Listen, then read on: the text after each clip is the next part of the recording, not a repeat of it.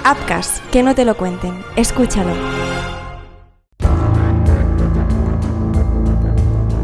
¿Eres un apasionado de las historias de crimen y misterio?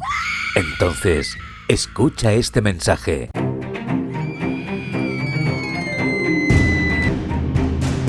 Prepárate para una experiencia sin igual con el nuevo libro del podcast Crímenes Ibéricos, coordinado y escrito por Joan Prats y todo su equipo en Upcast.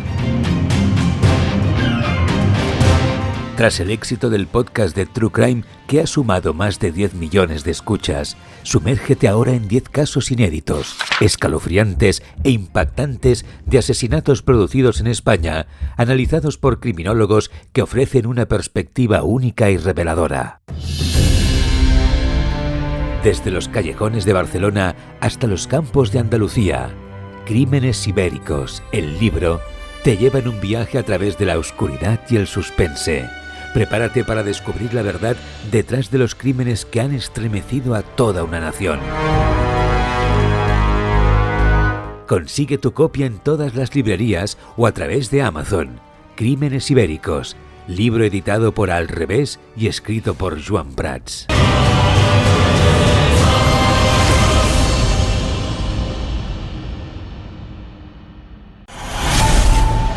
En un mundo donde el deporte trasciende el juego, donde cada historia tiene un héroe, un villano y una meta por conquistar, llega un espacio deportivo diferente.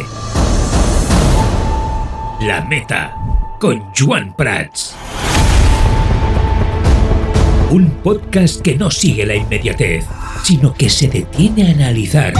Un lugar donde el motor ruge, el balón rueda y la emoción no tiene límites. Aquí, en La Meta, exploramos más allá de los titulares. Desde los circuitos de la Fórmula 1 hasta los campos de fútbol, desde las montañas del ciclismo hasta las leyendas que inspiran generaciones o especulación sobre el negocio del deporte. Presentado por el comunicador deportivo Joan Prats y junto a los mejores analistas deportivos. Anthony Daimiel, ¿qué tal, Anthony? ¿Cómo estás? ¿Qué tal? ¿Cómo estás? Encantado de estar aquí. Bienvenido a La Meta. Muchas gracias. Guille Jiménez, ¿qué pasa, Guille? ¿Cómo estás? ¿Qué Muy tal, buenas. Joan? Aquí, mejor que en brazos. Juanma Castaño, ¿qué tal? Bienvenido a La Meta, ¿cómo estás? Hola, ¿qué tal? Muy buenas a todos. Una pasión por contar el deporte como nunca antes lo escuchaste. Cruza la meta con nosotros y escúchanos en las principales plataformas de podcasting. Con el apoyo de BP.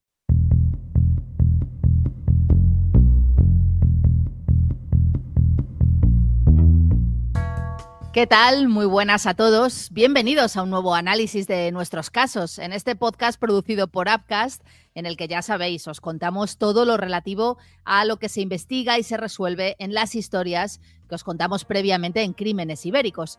Soy Vanessa de Lucio y hoy os quiero hablar de Pedro y de Roberto, dos hombres con vidas muy distintas que se cruzaron en una noche fatal. Antes de arrancar, saludo a la experta que me va a ayudar hoy, a María Hernández Moreno. Ella es doctora en ciencias forenses, además es criminalista especializada en visualización y análisis de patrones de manchas de sangre y coordinadora de investigación y docente en el grado en criminología de la Universidad Isabel I. María, como siempre, un placer tenerte por aquí. Muchísimas gracias, el placer es mío.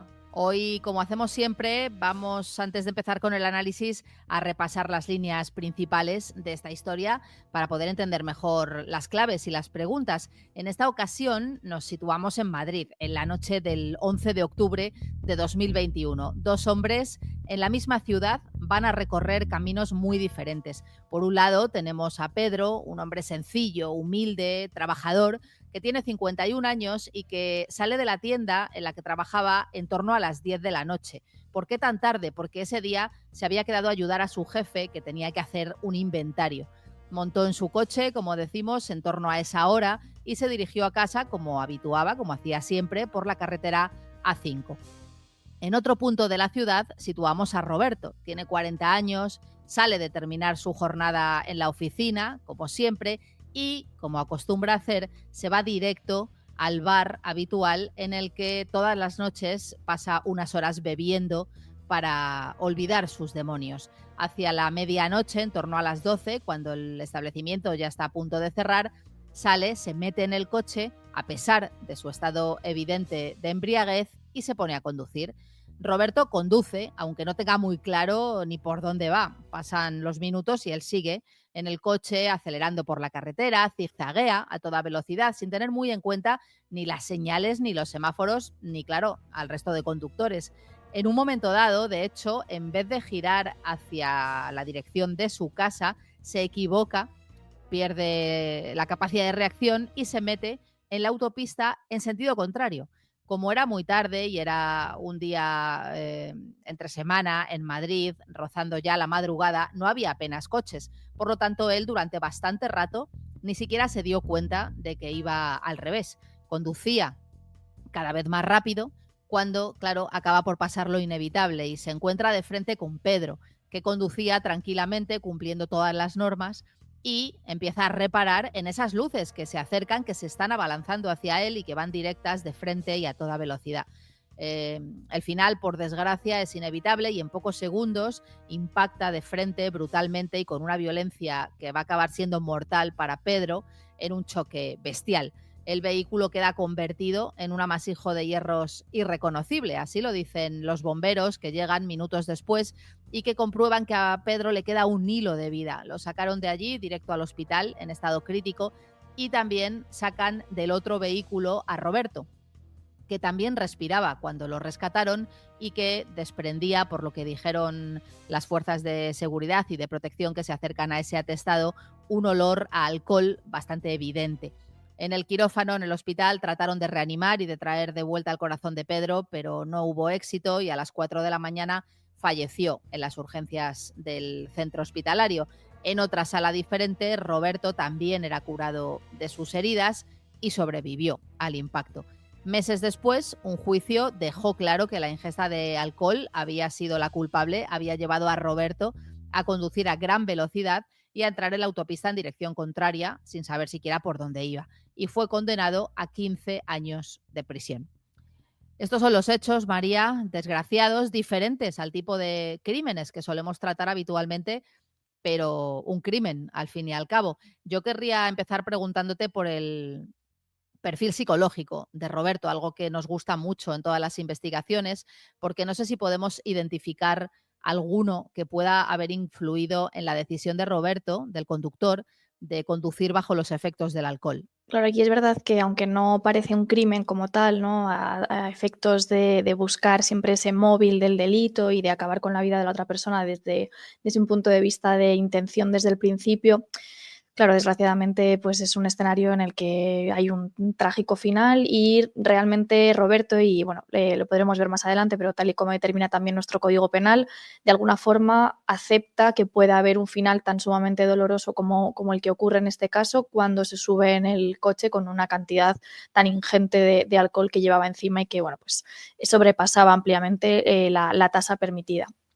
A nivel del perfil, sí que es cierto que, bueno, es muy complicado únicamente poder hablar de un perfil, en este caso teniendo solo el dato, ¿no? de que la persona pues ha consumido alcohol o que tiende a consumir este tipo de bebidas y luego coge el coche sin ningún tipo de miramientos, pero sí que es cierto que nos puede dar ciertas pistas precisamente sobre, bueno, pues que pueda tener una adicción en este caso, que entienda además que es algo normal para él o que en su día a día, entre semana, no haya ningún problema en acercarse al bar y además luego en coger el coche. Entonces sí que puede pues presentar algún tipo de problema de alcoholismo que le lleve incluso pues a tener esa falta de capacidad de controlar su vida posterior o de entender pues que no tiene que coger el coche o que debería de pedir ayuda si ve que es algo que al final está bebiendo en soledad y en su día a día sin poder de ninguna forma pues llegar incluso pues a entender, ¿no? que es un problema.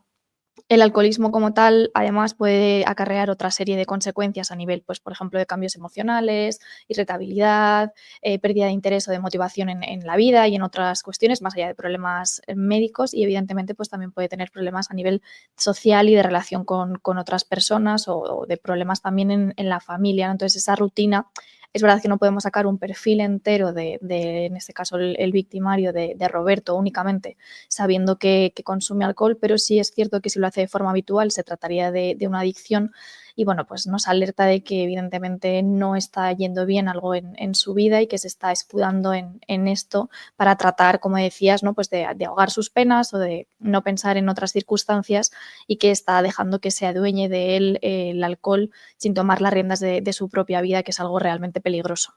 Claro, puede parecer una obviedad lo que te voy a preguntar ahora, pero recordemos que Roberto tenía una tasa de alcohol en sangre de 2,5.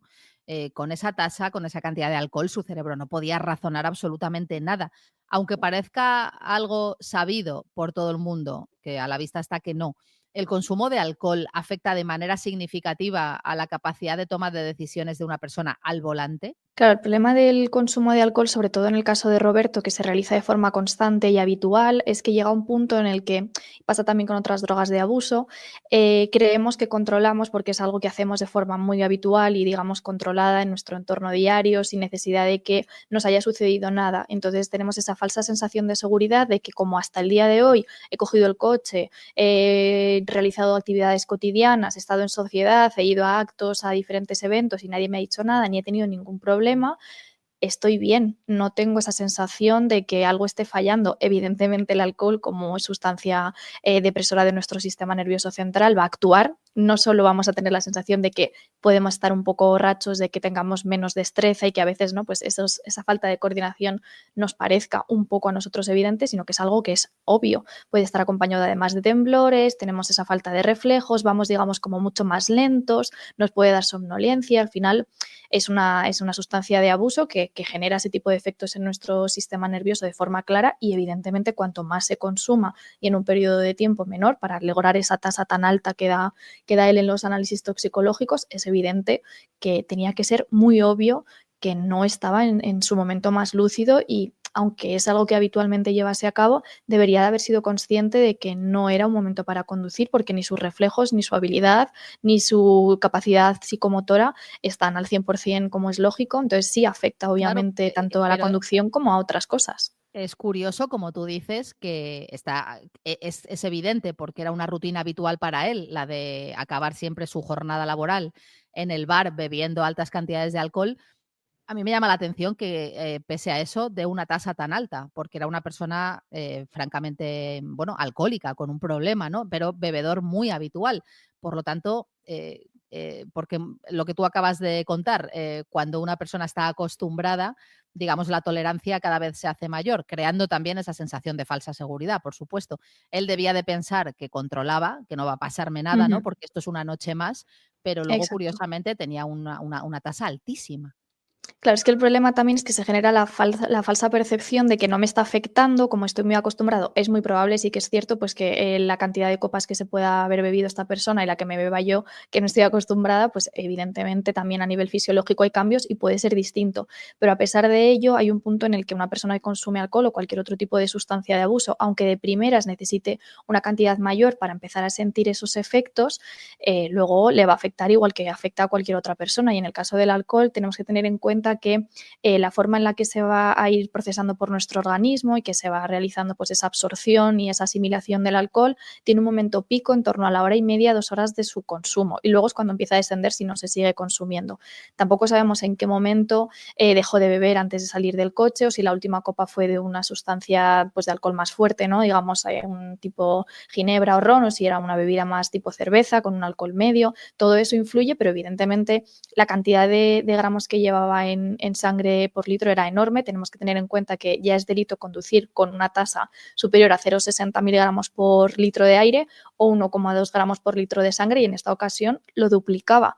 Entonces, es evidente que aunque tuviese esa falsa sensación de seguridad, el alcohol le afecta igual que afecta al resto de las personas y esa cantidad tan exagerada está unida a una ingesta masiva de alcohol. Ya hemos visto además que el juez fue implacable. A mí me gustaría que nos contases cuáles son las consecuencias legales a las que se puede enfrentar un conductor que mata a otra persona bajo los efectos del alcohol. ¿Qué penas se aplican en estos casos? Y sobre todo, ¿por qué conducir borracho se considera un homicidio involuntario? causado o con ese atenuante, ¿no?, de los efectos del alcohol, cuando yo creo que lo que debería es de ser un agravante, porque todo el mundo, nuestra sociedad conoce el problema que uno Ujú. puede tener si se pone al volante ebrio. Claro, aquí en este caso tenemos que tener en cuenta varias cuestiones. Justo en el caso concreto en el que hablamos, la pena de prisión tan elevada de 15 años, es cierto que resulta un poco más alentadora y esperanzadora porque hemos sido testigos en muchas ocasiones, como dices, únicamente de un homicidio imprudente, que es una pena, vamos a decir, básicamente irrisoria, porque estamos hablando de en torno a 1 o 4 años de prisión y la retirada del carnet de conducir. En este caso se ha valorado además una serie de delitos contra la seguridad vial. Estos delitos quedan recogidos en nuestro Código Penal, entendiendo que lo que estamos haciendo es actuar con nuestros vehículos a motor o ciclomotores de forma peligrosa, no solo para nuestra propia seguridad, sino para la vida y la integridad de otras personas. Entre estos delitos, y en el caso de Roberto, se le impute, por un lado, un delito de alcoholemia o de consumo de alcohol por conducir con esa tasa que supera los límites establecidos por la ley, y por otro lado, además, se establece que está conduciendo con un desprecio evidente por la vida de los demás porque es una conducción temeraria agravada.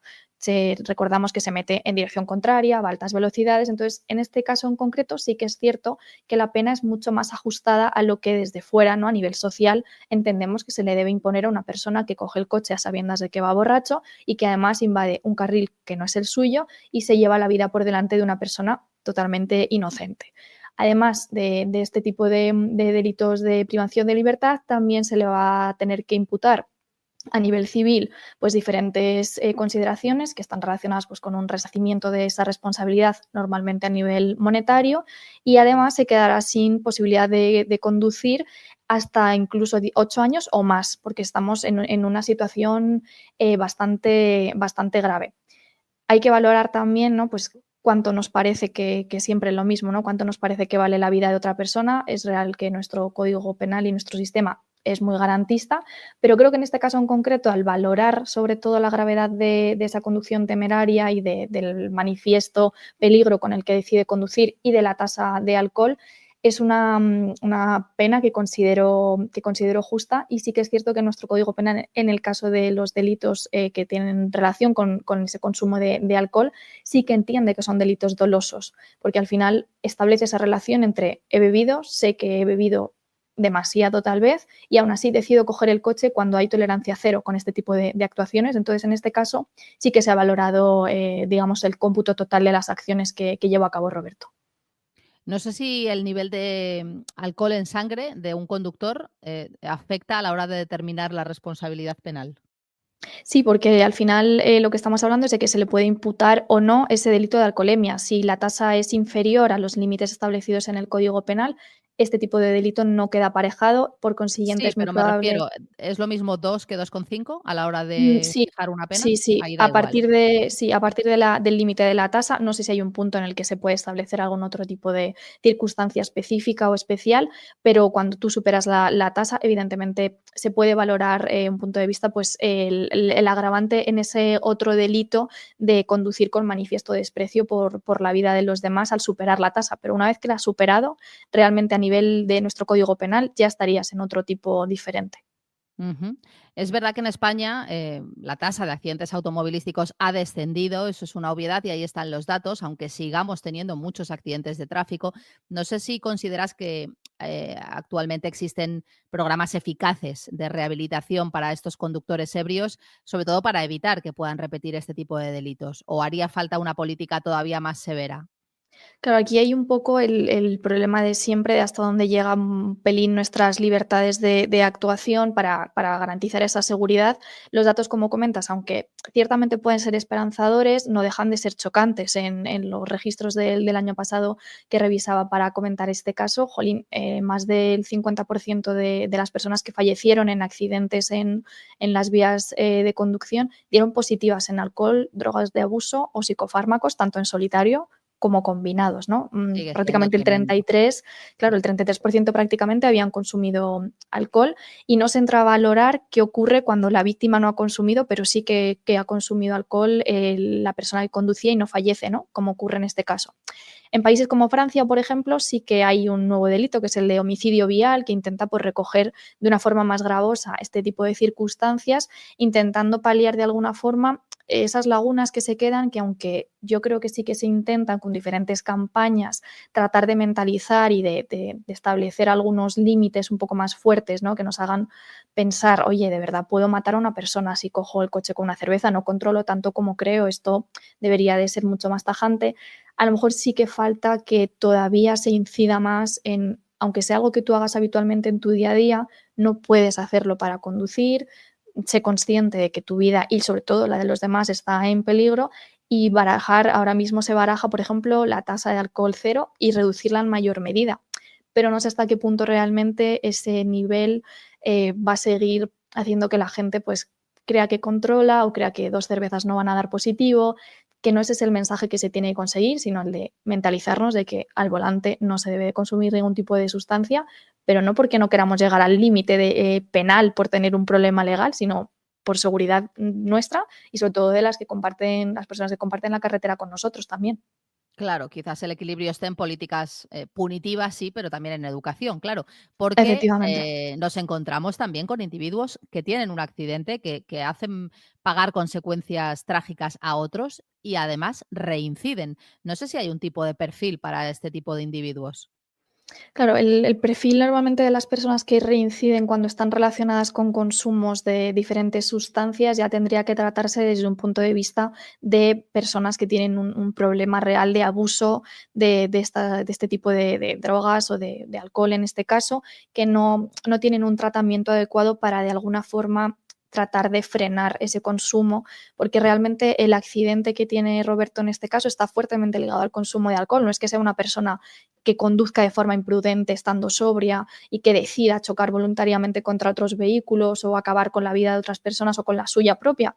Estamos hablando de que hay ese consumo detrás. Entonces, la reincidencia en este tipo de delitos que está relacionada con un consumo de sustancias diferentes, ya sean fármacos, drogas o alcohol, debería de tratarse desde un punto de vista pues, más médico, terapia, para conseguir que la persona abandone ese consumo, ¿no? Entonces, hay que distinguir, pero evidentemente se tendría que hacer una educación mayor. Yo creo, además, desde la criminología siempre abogamos, están muy bien las políticas de prevención, pero sin una educación previa es muy complicado que la sociedad llegue a entender que una medida punitiva, sea cual sea, económica o privativa de libertad, como paso para aplacar el problema. Es necesario educar y dar a entender las consecuencias reales de este tipo de acciones y de otras para evitar en la medida de lo posible que se cometan. Absolutamente, suele pasar con todo, claro. La Mm. educación siempre está en la clave de casi todo. Lo que tenemos en el otro lado es una familia destrozada, la de Pedro. Este delito, este tipo de delitos, porque ya hemos dicho que por desgracia se dan con más frecuencia de la deseada, cómo afectan a la víctima y a la familia desde el punto de vista psicológico y Claro, social. en este tipo de circunstancias es verdad que, por desgracia, ser un problema mayoritario, creo que no llegan a sentirse que, ¿no? Que están solas o abandonadas a nivel social. Creo que en este caso la pena tal vez les haya servido un poco para resarcir el dolor, porque bueno, es una pena relativamente justa en relación, por ejemplo, si lo comparamos con otros casos de homicidio imprudente únicamente. Pero claro, es un shock muy grande perder a una persona que está haciendo una actividad normal dentro de su legalidad, que no está metiéndose, por ejemplo, en una pelea o no ha entrado a formar parte de una organización criminal ni está relacionada con ningún tipo de actividad ilícita, que está sano, que no No, está en y un aún es perfil. más, que sé que no es, eximente de nada, pero un hombre que, se encuentra con esa mala suerte porque Ujú. se ha quedado a ayudar, más allá de Claro, su horario, a hacer un buen gesto, ¿no?, para con su jefe. Es, especialmente, bueno, desde un punto de vista empático, uno puede pensar: claro. "Madre mía, qué mala suerte", ¿no?, o qué poca fortuna a la hora de repartir justicia social. Efectivamente, ese es un poco el problema, que al final la familia va a ser un shock muy fuerte al principio porque no va a entender por qué Pedro, que estaba saliendo de su trabajo, que encima estaba ayudando a su jefe o haciendo horas extra o al final, pues eso, en una acción cotidiana buena, correcta, conducía bien, no había bebido, no estaba haciendo nada temerario, tiene que ser la persona que fallezca y Roberto, por el contrario, que es la persona que al final causa el accidente, siendo más o menos consciente, pero llevando a cabo una actividad temeraria, se salva. Entonces, en este tipo de circunstancias en las que es una acción que nadie espera porque no hay, pues eso, relación con ninguna actividad ilícita, la persona está sana, no está pendiente de un proceso de enfermedad, es verdad que la familia tiene que pasar por un proceso psicológico muy complicado de duelo, porque tiene que entender que en cuestión de horas su familiar o su ser querido pues ha terminado con su vida de una forma tan trágica. Entonces es complicado y por eso se pretende también que desde otro punto de vista social haya también apoyo a este tipo de familias, haya asociaciones que, bueno, en este caso, como es una situación por desgracia común, puede que estén más arropados y luego, por supuesto, pues que haya justicia, ¿no? Que es lo que siempre piden las familias de las víctimas y que pues el proceso judicial les resulte para ellos lo más beneficioso posible para intentar de alguna forma resarcir esos daños. Claro. España es un país en el que no sé si tenemos una conciencia social madura con respecto al consumo de alcohol y la conducción. ¿Crees que este tipo de crímenes pueden tener algún impacto en esa percepción social para la comunidad? A mí me encantaría decir que sí que lo tienen, pero claro, viendo las cifras y siendo conscientes de que cada año tenemos que repetir ahora para fechas de Navidad, fechas de fiesta, que por favor, que si bebes no conduzcas, que dejes el coche, que te turnes con tus amigos, creo que al final, aunque debería de ser algo que nos llame mucho la atención y que nos haga ser conscientes del peligro real, los números, por desgracia, y las cifras nos siguen hablando de que hay mucha gente que decide seguir cogiendo el coche, la moto o cualquier vehículo tras haber consumido cualquier tipo de sustancia porque consideran que controlan, que no hay ningún problema, que es algo que suelen hacer a menudo, que total voy aquí al lado, que tienen más el peligro como el miedo de que les pille la autoridad y de que les puedan poner una multa o les quiten el carnet que realmente de pensar, puedo tener un accidente, puedo matar a alguien o me puedo matar a mí. Entonces creo que todavía hace falta incidir en este tipo de campañas y sobre todo, pues como digo, en educación y en que seamos conscientes de que coger el coche, hayas bebido una cerveza o te hayas bebido 4, puede acabar en un resultado terrible, no solo para ti, que al final eres el responsable de tu vida, sino para los demás. Por desgracia, ese es el último mensaje con el que nos vamos a quedar. Queda mucho camino por hacer. Muchas gracias por tu ayuda en este caso, María, como siempre, y nos escuchamos en la próxima. A vosotros, nos escuchamos pronto. Y este ha sido el trágico análisis de hoy, una muerte que, como decíamos, se podría haber evitado si todos cumpliéramos las normas, y un caso que nos deja muy a las claras que falta todavía mucho camino y mucha educación para concienciar en un problema tan grande como el del alcohol al volante. Nosotros nos despedimos ya y os esperamos, como siempre, en el próximo análisis del caso.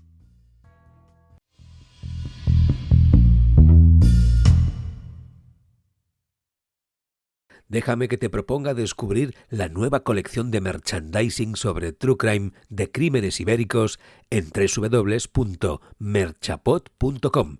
Apoya a nuestro podcast para que podamos seguir creciendo con tazas, camisetas, fundas o sudaderas con diseños exclusivos sobre True Crime. Ya sabes, merchapod.com, y vacila de ser un fiel oyente del True Crime. Pon la palabra Appcast en el buscador de tu plataforma de podcasting y conoce todas nuestras producciones. Appcast, que no te lo cuenten, escúchalo.